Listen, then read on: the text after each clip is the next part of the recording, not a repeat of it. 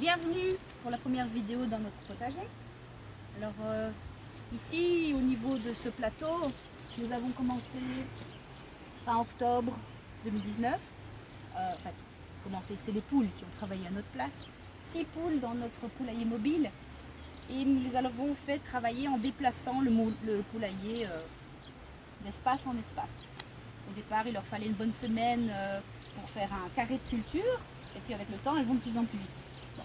Alors, ensuite, premier travail à faire, c'est pouvoir faire une couche protectrice de cet espace, puisque ce qu'elles vont faire, c'est nettoyer correctement, mettre tout ça à nu, venir en plus l'amender. Et donc nous, tout de suite après, on profite de nettoyer ailleurs dans le terrain, venir prendre le foin, c'est du foin finalement, encore assez frais, et en mettre une couche. Et petit à petit, ces couches, on va les faire de manière successive. Alors la toute première, c'était celle-ci. Maintenant, on en a 13. 13, pourquoi? Un hasard, je n'en sais rien. Bon, en tout cas, elles attendent sagement les semis qui sont en train de pousser tout doucement, bien au chaud. Oui, aujourd'hui, on est le 18 avril. Et donc, le travail essentiel au jardin, pour le moment, c'est quoi? C'est faire ce que je suis en train de faire. C'est désherber, c'est-à-dire essayer de maintenir au maximum le sol. Je ne vais pas dire le mot propre parce que c'est pas ça. C'est empêcher simplement que ces petites herbes folles ne prennent trop d'espace. Alors j'en laisse quand même quelques-unes parce qu'il faut quand même permettre aux limaces et aux escargots de se sustenter et non pas se jeter tout de suite sur les premiers petits semis qui poussent. Donc il y a un compromis en fait, il faut faire un petit peu entre les deux. Alors, on a essayé de clôturer l'espace, c'est pas une clôture qu'on a voulu faire. En fait, on a dû réfléchir. Nous, à la base, on est belges, et donc on réfléchit soleil. Or, ici au Portugal, il est évident qu'on va devoir protéger nos cultures. Et donc, ce qu'on a eu l'idée de faire, il y a à peu près 2 mois d'ici, c'était le moment où les saules allaient commencer à avoir leurs premiers bourgeons. Donc juste avant, on est allé cueillir à peu près 320 tiges comme ceci. Et tout de suite, on les a préparées en enlevant les petites branches extérieures, en coupant le plus droit possible. Et tout ceci a été mis en terre, tout de suite, dans la même journée. On a espéré avoir le plus de réussite possible, et là ça a été au-delà de nos espérances, puisque sur, si je me souviens bien, 318 baguettes, on en a 314 qui nous forment déjà une jolie petite haie, et on l'espère qui nous permettra d'avoir un petit peu d'ombre pour cet été. Alors ici je vais vous montrer non pas notre aidante, puisque si c'est une bonne aidante, puisque elle s'occupe de limiter au maximum les musaraignes et les souris, parce qu'un bon paillage c'est génial pour la plante. La raison est simple, c'est pour garder l'humidité finalement quand il fera un petit peu trop chaud, et limiter aussi la pousse d'autres petites herbes, mais c'est surtout l'humidité.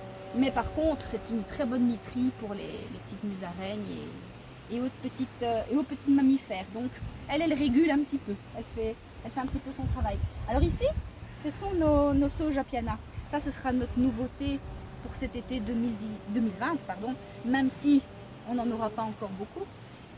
Nos bébés Apiana ont déjà doublé de volume en un bon mois et demi. Elles se portent bien. Les conditions ici sont un peu différentes, c'est-à-dire que le sol à la base est beaucoup plus sec, plus rocailleux, et contient un peu plus de sable, puisque c'est une plante qui n'aime pas avoir les pieds dans l'eau de toute façon. On garde juste un minimum d'humidité. Là, il y aura d'autres informatiques ici, parce que dans ce potager, j'aimerais y mettre bien sûr les légumes, parce que notre but c'est essayer d'être autonome en légumes au maximum, on verra, et puis les médicinales aussi. Et ce coin-ci sera réservé notamment aux aromatiques de par le sol existant. Ce que l'on va faire aussi par la suite, c'est des structures pour pouvoir avoir certaines cultures en hauteur. Donc je pense notamment à la tomate qu'il faut maintenir un peu, mais au jardin il y aura des coureuses, il y aura le concombre, il y aura les potirons, etc.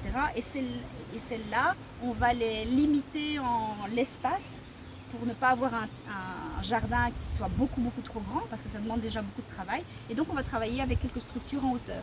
Ici pour le moment, si vous les voyez là-bas au loin, Eric a été chercher une centaine de bambous, puisqu'on a une petite bambourée dans un coin de notre espace.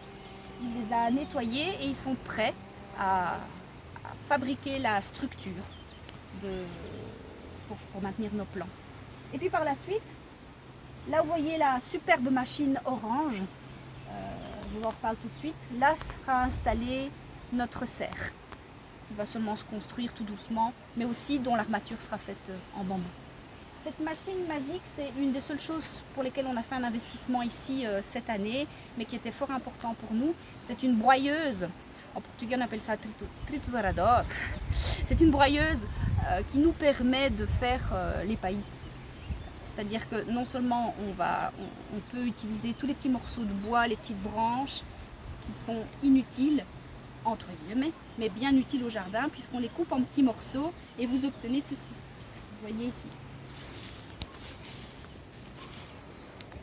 Ça, c'est très intéressant pour avoir un apport intéressant au jardin, mélangé avec les herbes. Alors ce que je fais aussi, chaque fois que je fais du ménage, du nettoyage, donc lorsque je vais désherber des petites plantes moins intéressantes au niveau du potager même si elles ont toutes leur intérêt quelque part, mais là si vous pouvez voir, là on leur laisse toute la place de toute façon. Mais de ce côté-ci, ce que je vais faire chaque fois que je vais désherber, eh bien j'en profite pour la remettre sur le paillis même, et lorsque les plantations seront installées dedans, eh bien je les mettrai entre les plants.